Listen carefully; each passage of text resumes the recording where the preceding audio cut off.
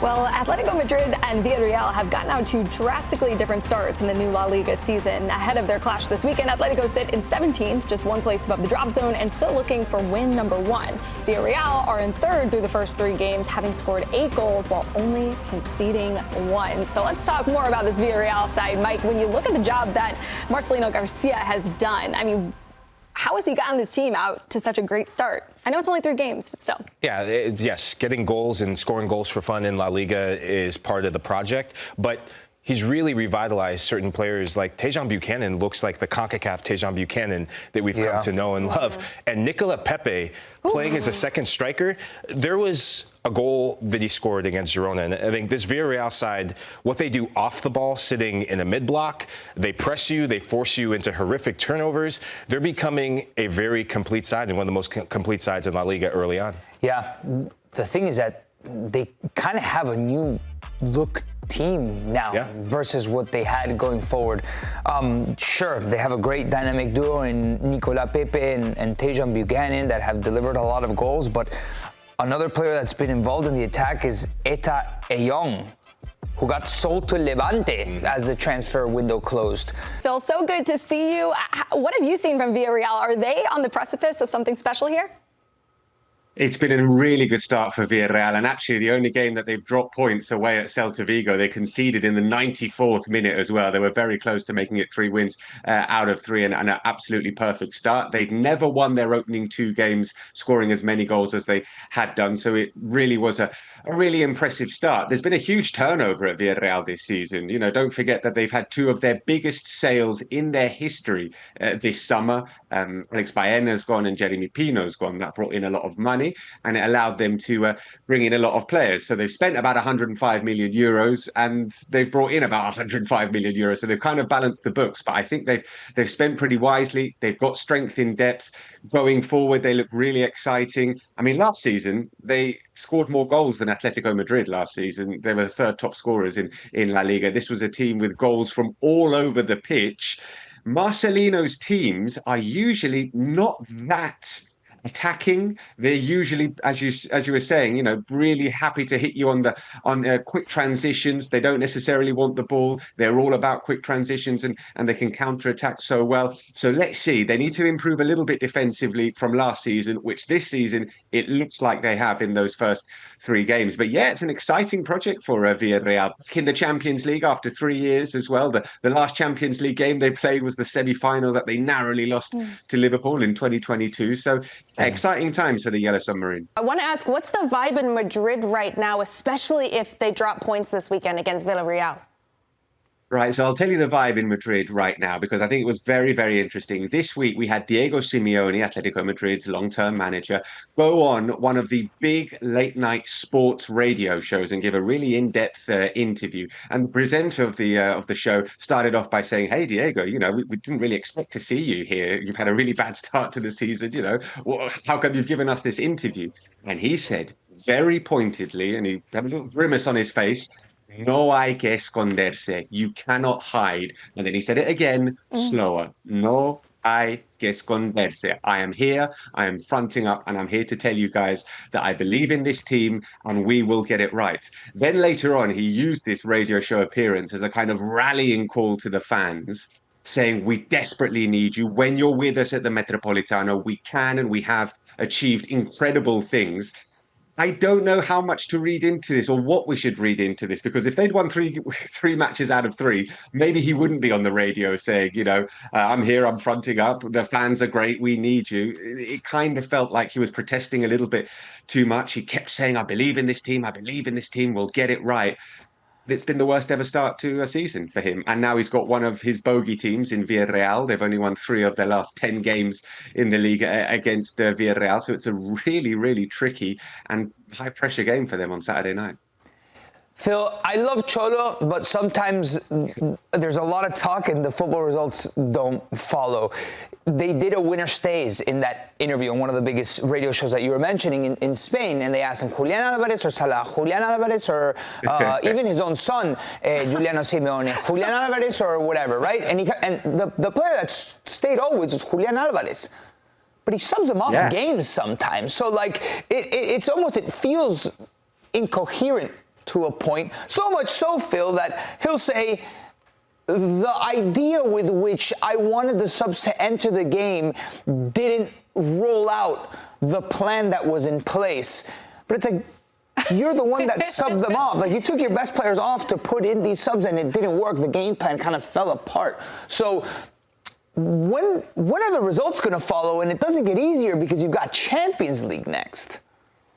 Yeah, I mean, you and I were exchanging WhatsApp messages over that comment from Cholo Simeone. Like, the changes were good. It's just that the players didn't know what to do. But, my changes were great. It felt a little bit pointed there from Cholo. He really likes Julián Alvarez, huh? I mean, he is a tremendous player. And he is a player that I think managers love as well, because he's incredibly skillful, unbelievably hardworking, and he's got the ability to be a game changer. But you're right, we've seen some strange decisions. The other day they were looking for a goal and he takes off Alexander Sorloth and starts crossing balls into the box without your big striker in the box. So yeah, there have been some questionable decisions and some really poor results at the start of the season. 2 points from 9, and they have played low-ranked teams. They should have 9 from 9, and they've only got 2. So it's a big game this weekend. Really, really big game. Phil, I want to switch our focus from a team near the bottom to a team near the top, Barcelona. So much has been made about Lamine Yamal's comments after Hansi Flick checked the team on there's too many egos in this locker room, too many egos in this team. What are your thoughts on his comments, and where do you rate Barcelona's focus right now? Is it the Champions League or is it La Liga again? Okay, so on the comments, I think it's great for us to read into it. It gives us lots to talk about, but I don't think there is too much there. I think a lot of managers have praised Lamine Yamal's intelligence, his maturity. Xavi, Luis de la Fuente in Spain, and Hansi Flick knows that he's got a smart kid to deal with. So even though there was a little bit of a discrepancy with those comments, I don't think we should read too much into it. The Champions League. Okay. Barcelona's focus. Now, forgive me, viewers, regular viewers will know that sometimes when I'm asked about Barcelona or Real Madrid, I will talk about the other team. Why? Why are we talking about Real Madrid if you've just asked me about Barcelona? Because this rivalry cannot be understood without talking about the other team. It's not just what you do, it's what the other team does as well. That's how your season is conditioned. And Barcelona haven't won the Champions League since 2015. It is a long, long time. And in those 10 years, Madrid have won it 5 times. Barcelona have only won it 5 times in their history. Real Madrid have won it 5 times in the last 10 years. So yeah, I think for the fans, that makes the Champions League a really, really big focus. I think for Hansi Flick, it also makes it a big focus because if you succeed in the Champions League, which he very nearly did last season, they came really, really close. It's kind of vindication for the style that he's been playing. I'm going to say the H word, high line. The high line that gets questioned, that gets criticised, that is always brought up when people are talking about Barcelona. If you went and win the Champions League, no one's talking about that high line because it's vindication that they can do it and they can implement it at the very highest level. And finally, money. Money. It's really important to win the Champions League. You get like $100 million if you win the Champions League. And Barcelona, you might have heard, finances over the last few years, they're short of $1 or $2. They could do with a big injection. So yeah, listen, the Champions League is a massive focus for Barca this year, without doubt. Okay, speaking of some comments that were made, Kylian Mbappé had some interesting ones recently on the state of football. So here's what he had to say. I'm fatalistic about what the world of soccer is, but not about what life is. Life is magnificent. Soccer is what it is. Honestly, if I didn't have this passion, the world of soccer would have disgusted me a long time ago. Mbappé then went on to say that he would never advise his own children to play soccer. So what's your reaction to this, and what's some of the reaction that you've seen over in Spain to these comments? I mean, there hasn't been a huge reaction to this in Spain. I was trawling through the newspapers and, online sites of the newspapers, and they've picked them up and they've just sort of put them out there, but there hasn't necessarily been a huge reaction to this. I think it's very interesting hearing, maybe the best player in the world, certainly one of the biggest and most talked about players in the world, speaking about this, about the game. And I think it shows, Kylian Mbappé, he's a really smart guy. He speaks a lot of languages. He's very fluent. He's a thinker as well. And it's interesting for us to see kind of behind the mask of footballers, right? Because all we see is them scoring goals and celebrating and then luxurious posts on Instagram or whatever. And you don't necessarily realize it's a strange world that professional footballers inhabit. It's very well paid, and they get to do what they love. But on a certain level, it is a strange world. And he uses a really strong words. Disgusted me, and saying he doesn't want his kids to get involved in football. He said, unfortunately, they probably will because they've always got a ball at their feet. But I wouldn't advise it. I thought it was really, really interesting, and it kind of showed that Mbappé is a bit of he's a deeper thinker than you might have thought, and he's certainly a smart guy. It's very interesting because in the whole PSG saga, it felt like there were two bad guys just going after each other, PSG and Mbappé, and each fighting for what they thought was right.